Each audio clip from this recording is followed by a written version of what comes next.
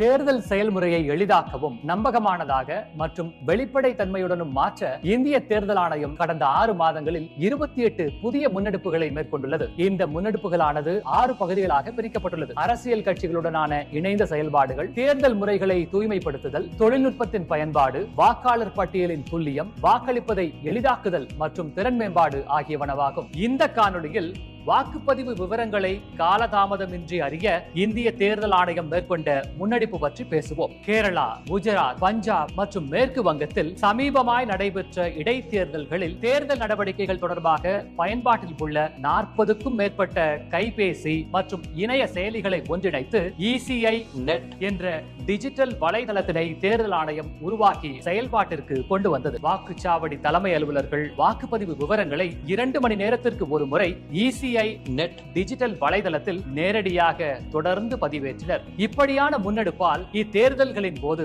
வாக்குப்பதிவு விவரங்களை எவ்வித காலதாமதமின்றி வெளிப்படைத்தன்மையுடன் அனைவரும் அறிந்து கொள்ள ஏதுவாக அமைந்தது. அடுத்த காணொளியில் இந்திய தேர்தல் ஆணையத்தால் மேற்கொள்ளப்பட்டுள்ள பிற முன்னெடுப்புகளை பற்றி காண்போம். இதுபோன்ற இந்திய தேர்தல் ஆணையம் தொடர்பான மேலும் புதிய தகவல்களுக்கு எங்களது அனைத்து சமூக ஊடக தளங்களை பின்தொடரவும் மற்றும் சப்ஸ்கிரைப் செய்யவும்.